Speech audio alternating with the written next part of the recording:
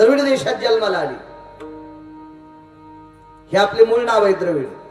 तुम्ही मोबाईल उचकून बघा, आता द्रविड देशाला काय नाव आहे तुमच्या लक्षात येईल. मोठाली मोबाईल आहेत तुमच्याकडे, बघत जा कधी कधी. ही भक्ती द्रविड देशात जन्माला आली. थोड्या प्रमाणात तारुण्याच्या दशेमध्ये ही कर्नाटक नावाच्या प्रांतात आली. तिथून महाराष्ट्रात आली. महाराष्ट्रात या भक्तीला इतका सन्मान मिळाला, इतका आनंद वाटला. पण काय हिचा योग चुकला, ही गुजरात मध्ये गेली आणि गुजरात मध्ये भक्ती तोंडावर पडली. सर्वात मोठा अवमान गुजरात मध्ये भक्तीचा झाला, सर्वात मोठा. असं भागवत सांगते, मी नाही.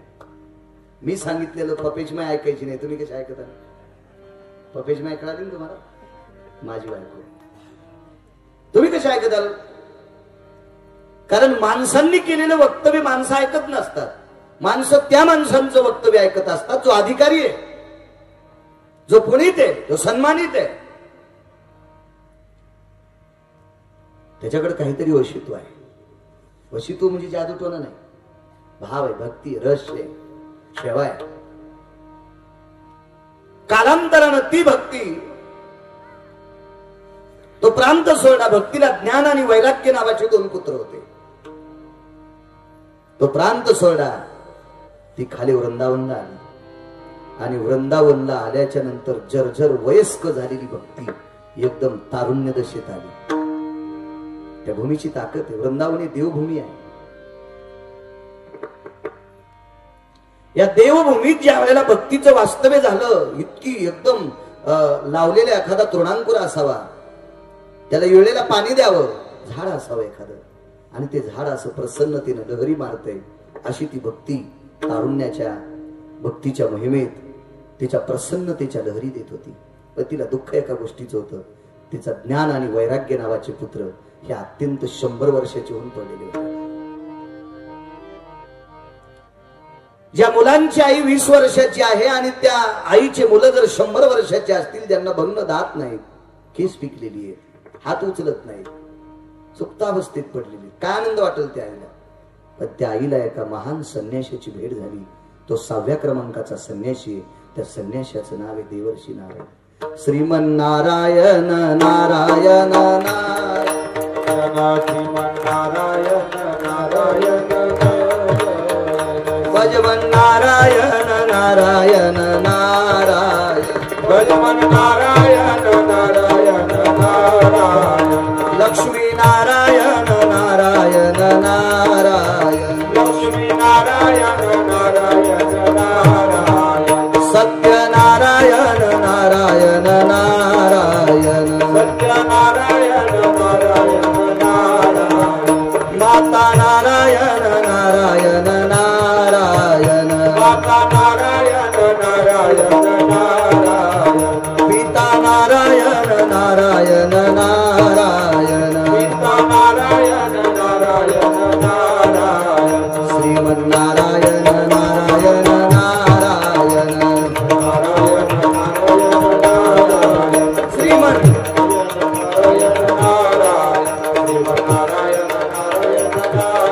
गोपाल कृष्ण भगवान. 6व्या क्रमांकाचा संन्यासी.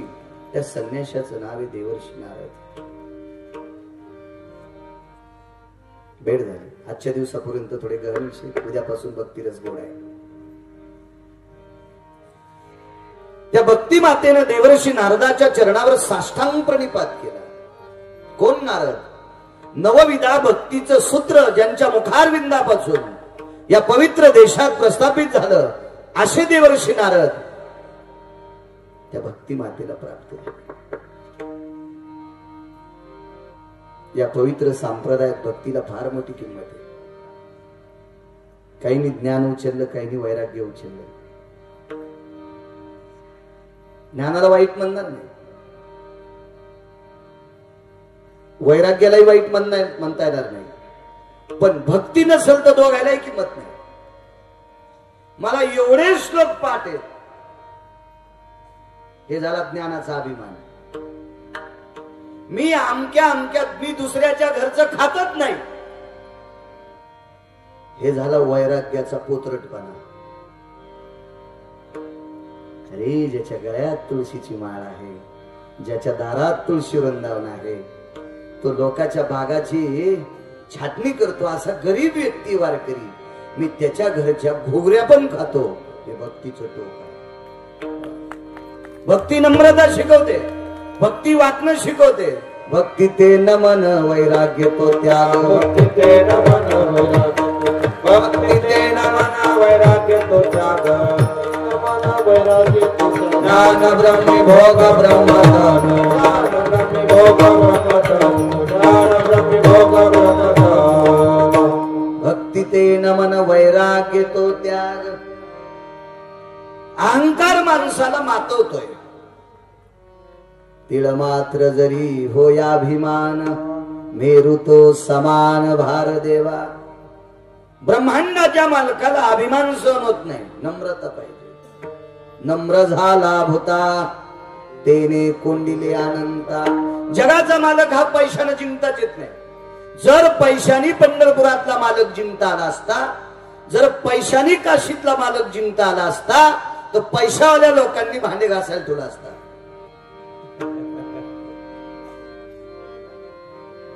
बिलकुल सापड नसतं बारीक लोकांनी. त्याचे पाय घाला मिठी, मोदने घे जग जेठी. हे भावा एकासाठी खांदावा हे आपुल्या. त्याचे पायी घाला मिठी, मोदने घे जग जेठी. त्याला पैशाची गरजच नाही. देवा कारणे भाव तस्मात. त्याला फक्त भाव पाहिजे, पैसे नाही. आणि पैसे कशाला मागन ते? पैसे तुम्हाला मला किती द्यायचे हे त्याच्या बायकोच्या हातात आहे. पैसे द्यायचे कोणाच्या हातात आहे? लक्ष्मीच्या. आणि लक्ष्मी कोणाची बायको आहे? त्याची. आपल्या बायका आपले पैसे चोरतात, तुमच्या पण चोरतात. तुम्ही फार मोठाले चांगल्या कपड्यात असले म्हणजे तुमच्या चोरीत नाही तर असा विषय नाही. एक जण म्हणला माझी बायको पैसे चोरीत नव्हती, नोटा बदलल्यावर कळाली. आणि कोणाकडे देईन बदलायला ती? नवऱ्याकडे देईन. तिथे काय कोतवालाकडे दिले असतील का नाना? भाजीच्या निमित्तानं, बाजाराच्या निमित्तानं, दीपावलीला साड्या आणायच्या या निमित्तानं पण आपल्याकडून शिल्लक पैसे घेतात.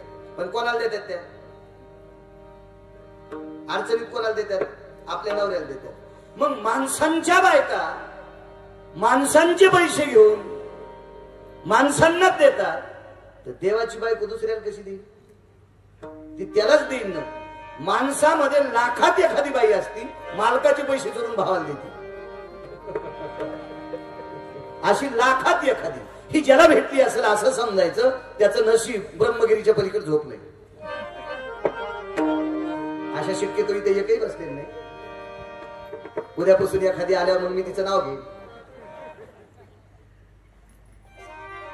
मला सांगा, ज्याच्या पत्नीकडे अर्थ भरलाय तो तुम्हाला पैसे कशाला मागेल? उलट तुम्हा मला किती श्रीमंत करायचं ज्याच्या हातात, म्हणून त्याला पैशाची गरज नाही. त्याला फक्त भाव पाहिजे. ते पैसे घेत नाही आणि काम फुकट करीत नाही. पैसे याच्याकरता घेत नाही, पैसे त्याच्याकडेच आहे. आणि फुकट करीत नाही याचा अर्थ त्याच्याकरता भाव. थोर प्रेमाचा हाची दुष्काळ तयार, त्याला फक्त प्रेमाचा दुष्काळ. असा तो ब्रह्मांडाचा मालक जर प्राप्त करायचा असेल तर भक्ती नव्हतून. भक्ती या शब्दाची व्याख्या नम्रता. नारदांच्या चरणावर भक्तीने नमस्कार केला. आपण ज्या संप्रदायाच्या नावानं भाकरी खातो, सोपा गोष्ट बोलत, फार काय अहंकार घ्यायचा नाही उतरेश्वर. आपण ज्या संप्रदायाच्या नावानं भाकरी खातो का, त्या संप्रदायाचं ब्रीद आहे एकमेकाच्या पाया पडणे. पंढरीच्या लोकांनाही अभिमान, पंढरीच्या लोकांनाही अभिमान, पंढरीच्या लोकांनाही अभिमान, पंढरीच्या लोकांनाही अभिमान. पाया पडे जना एकमेका, पाया पडे जना एकमेका, पाया पडे जना एकमेका. पंढरीच्या लोकांनाही अभिमान, पाया पडे जन एकमेका. ताकद किती मोठी बघा. त्या पंढरपुरातल्या मालकाचं ठिकठिकाणी वास्तव्य असेल. सप्तमोक्षपुऱ्या असतील, 12 ज्योतिर्लिंग असतील. भगवान शिवशंकर आणि विष्णू परमात्मा वेगळे नाही. हरिहरा भेद नाही नका करू. हे दोन्ही एकच आहे. तुम्ही आम्ही तुकडे करायचे प्रयत्न करतो, ते कसे होतील? कारण भगवान विष्णूच्या डोक्यावर भगवान शिवशंकराचा अधिष्ठान आहे. पंढरपुरातल्या पान मालकाची टाळू चापून बघा. ज्याला महापूजा करण्याचा योग आलाय त्यानं पांडुरंगाची अशी टाळू चापून बघा. त्या टाळूवर भगवान शिवशंकराची पिंड आहे. हे दोघे एकत्रित आहे. तुम्ही आम्ही नालायक शंकेचे कांदे फोडितो, त्यात तुमच्याकडे कांद्याचा तर आगरच आहे, पण तुमच्याकडे ओरिजिनल कांद्याचा आगर आहे. आमच्याकडे शंकेचे कांदे जास्त आहेत. विठाला ते पकवादामुळे असं झालं.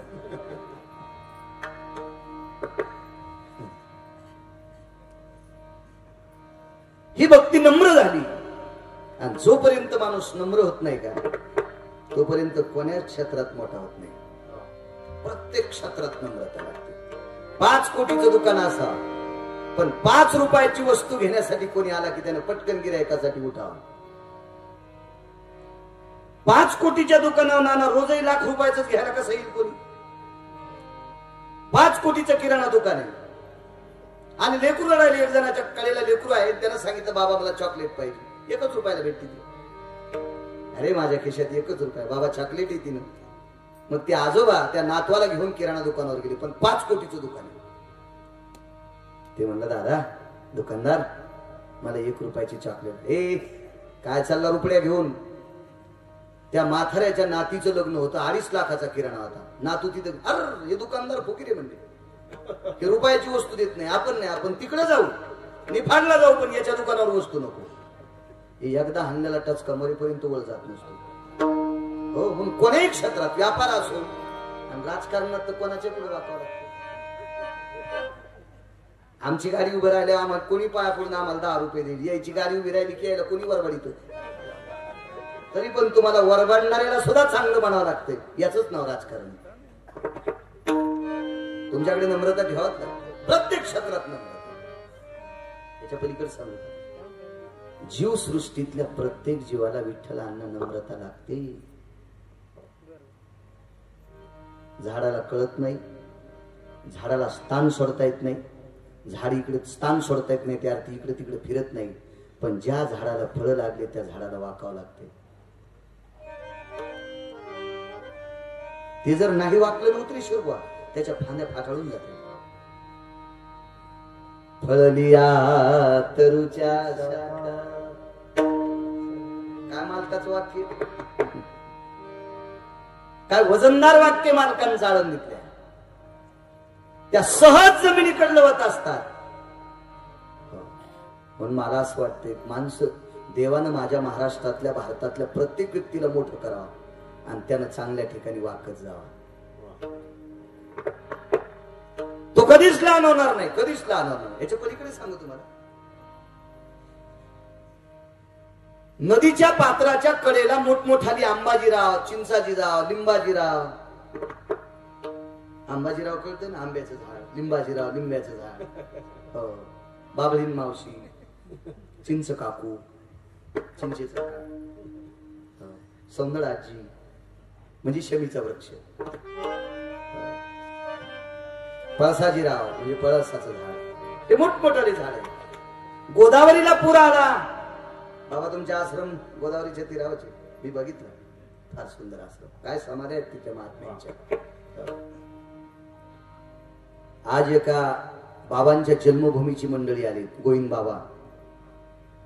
मला वाटते तिकडं नेवासा तालुक्यात गाव आहे, गोविंद बाबांची जन्मभूमी. तिथली मंडळी आली आज. मला मगाशी भेटली, आदित्य वगैरे आधी करून सोबत आली, 5-7 माणसं. काय समाधी आहेत त्या समाध्यांकडे बघितल्याच्या नंतर असं वाटतं आपण प्रत्यक्ष पांडुरंगाचं दर्शन घ्यायलो, प्रत्यक्ष भगवान शिवजीचं दर्शन घ्यायलो. ते अधिकारी माणसं आहेत, अधिकारी माणसं. भरक्यांपासून लांब राहिलेली माणसं, भरक्यांपासून लांब राहिलेली निष्कलंक माणसं. त्या पवित्र गोदावरीला पूर आला, ही मोठी मोठी झाडं वाहत गेली. ना का वाहत गेली? ही वाकलीच नाही, वाकलीच नाही. आणि गंगेच्या पात्रात बारीकशी झाडं होती, करंगळी सारखी बारीकशी. ती लव्हाळाची झाडं होती. पाणी आल्याच्या नंतर ही लव्हाळ वाकली आणि पाणी वसरल्याच्या नंतर पुन्हा ताईट उभी राहिली. पण त्या लव्हाळाच्या बारक्या पोरांनी विचारलं, दादा इकून अंबाजीराव फार खपके होते. खपके शब्द काय लागतो मला? आमच्या मराठवाड्यातला शब्द खपक्या. इकून लिंबाजीराव फार टगे होते. त्या बुजरोग लव्हालांनी सांगितलं, अरे हे गंजा मोठाले आहेत पण हे वाकत नाहीत रे, याच्यामुळे वाहत गेले.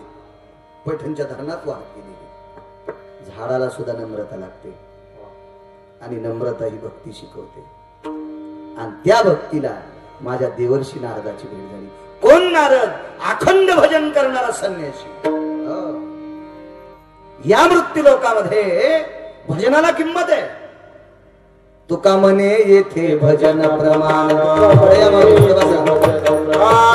म्हणे येथे भजन प्रमाण, भजन प्रमाण थोरपणा जाळावे, काय थोरपणा जाळावे, काय थोरपणा जाळावे. तुका म्हणे येथे भजन प्रमाण, काय थोरपणा जाळावे ते. भजनाला किंमत आहे. भजन नेमकं म्हणायचं कशाला माहिती? भजन या शब्दाचा अर्थ चांगलं बोलणे. भजन या शब्दाचा अर्थ कोणाला न फसवणे. याचं नाव भजन आहे. बरं, रात्रंदिवस टाळवाजीने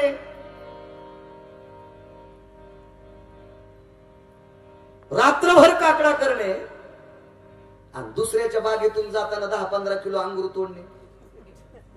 गेलं द्राक्षातच भजन. भजन ते ओंगळवाणी नरकादाने तू केला, नरकादाने तू केला.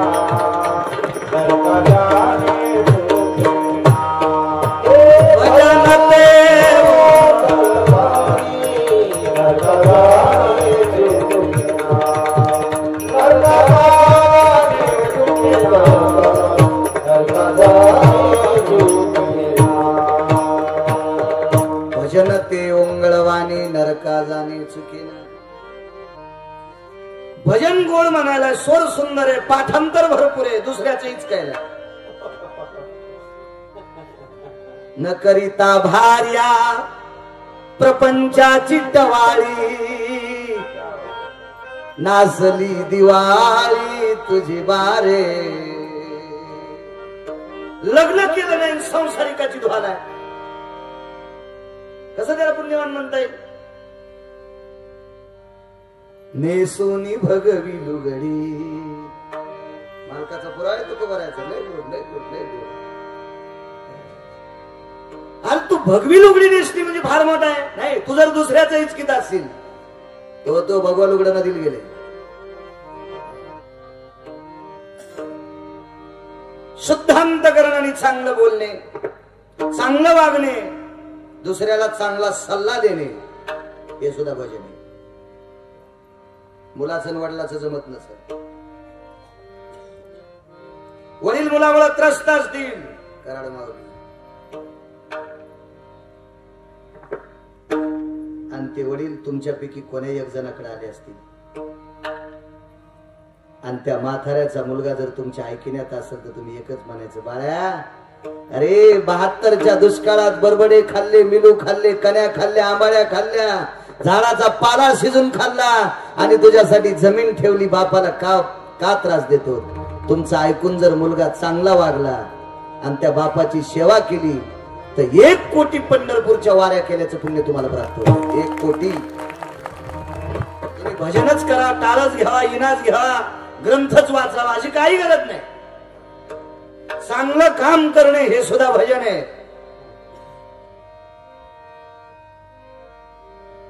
एखादा बोर पाडला असेल अण्णा, विठ्ठल अण्णा, त्या बोरचं पाणी गोड असावं आणि ते पाणी परिसरातल्या लोकांनी प्यावा. 1 कोटी भागवत लावल्याचं पुण्य प्राप्त होते. ताकद आहे, फार मोठी ताकद आहे, फार मोठी ताकद आहे. बस झाली.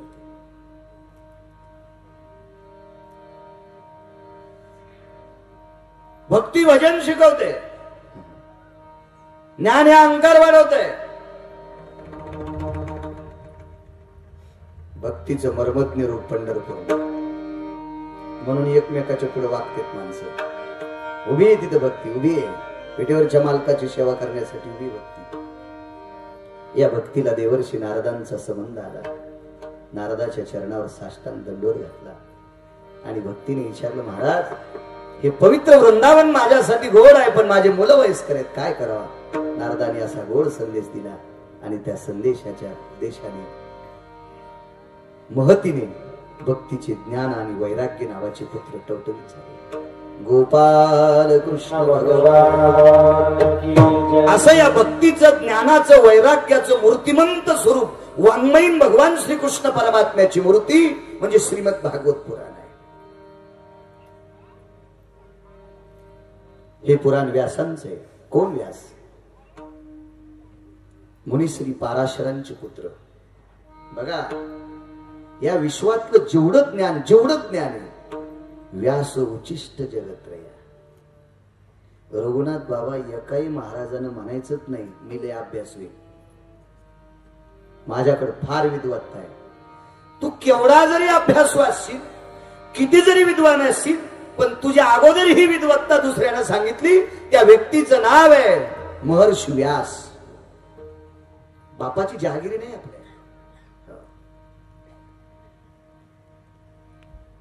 व्यासांची जहागिरी आहे, व्यासांची परंपरा आहे. ते महर्षी व्यास पाराशरांचे पुत्र. आद्रिका नावाची एक देवांगना मृत्यूलोकात आली आणि मृत्यूलोकामध्ये ही आद्रिका नावाची देवांगना पवित्र जसा गोदावरीचा तट आहे. आपल्या भारतामध्ये, आपल्या या संस्कृतीमध्ये 350 गंगेची वर्णी आली. त्याच्यापैकी 349 पवित्र गंगा आपल्या भारत देशात आहे आणि एक पवित्र गंडकी नावाची गंगा पंढरपुरातल्या मालकाच्या 7व्या अवतारातल्या सासरवाडीत, तिला नेपाळ नावाचा देश म्हणतात, त्या गंगेचं नाव गंडकी. बाकी 349 आपल्याकडे आहे. किती भारत देश पवित्र आहे बघा. त्या देशामध्ये 350 गंगा आहेत. उपगंगा सांगू तुम्हाला, उपनद्या 2734 आहेत. मोबाईल माझ्याकडे छोटा आहे तरी पण सांगतो, तुमच्याकडे मोठी आहेत, कधी कधी विचकी जाणार. मी सुद्धा मोठा घेईल अण्णा, पण आता नकोय, कशाला म्हातारपणी गाऊन घालायचा.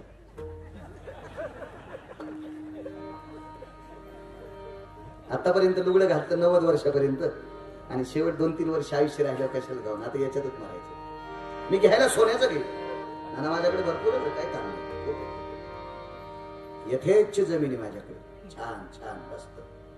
शेतीचं उत्पन्न मला असं या माईकच्या या वायरीसारखा बारीकसा पाईप आहे शेतीचा, सुंदर. मी शेती करतो पण चांगली. मला तुमच्या घराण्याचं एकच आवडत आहे, मी ज्या ज्या वेळेला काकांच्या घरी गेलो त्या त्या वेळेला काका मला शर्टवर दिसतच नाही, ते बनेलवरच असते. माझ्या काळ्या मातीशी नाळ असलेलं हे कुटुंब म्हणून मला आवडते. म्हणून पैशावाले मी खूप पाहिले, रावणाला ओव्हरटेक केलेली पाहिले, खूप पैशावाले पाहिले, खूप.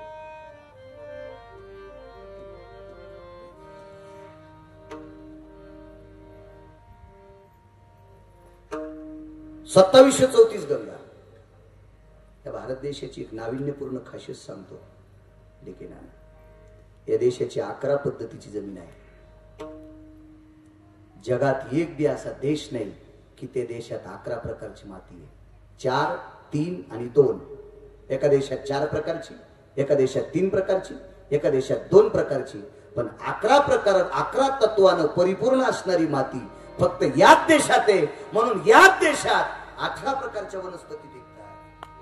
18 भार वनस्पती भले पोळे वळाती मावित पोकरही नदी गंगा वाहती जागरे कुलसिया. राज्य राणी व संपाती सुपता डोलिया. काथे आयोग सेविती करे दे मदालता. सोहम जो जोरे माला भरे दे मदालता. मी सांगतोय म्हणून ऐकायचं नाही. 18 भार वनस्पती फुले ओळाती पोखरली नदी गंगा वाहती ज्या घरी कुल स्त्रिया. 11 प्रकारची जमीन 2734 उपनद्या, 349 पापक शालिनी, पापनाश करणाऱ्या आणि डोकं भरून पदर घेणारी स्त्री, ज्या घरी कुल स्त्रिया राज्य राणी व संपत्ती. या देशाची सर्वात मोठी जडवड संपत्ती काय असेल ते या देशाची स्त्री आहे. भगवान प्रभू रामचंद्र या स्त्रीच्या पोटी, भगवान द्वारकाधीश कृष्ण परमात्मा या स्त्रीच्या पोटी, रयतीचे राजा छत्रपती शिवाजी महाराज या स्त्रीच्या पोटी, महाराणा प्रताप या स्त्रीच्या पोटी. या देशाला आधिपत्य, या देशावर आधिपत्य करून या देशाला बंधनातून मुक्त करणारी महान महानुभव या स्त्रीच्या पोटी, या स्त्रीच्या पोटी.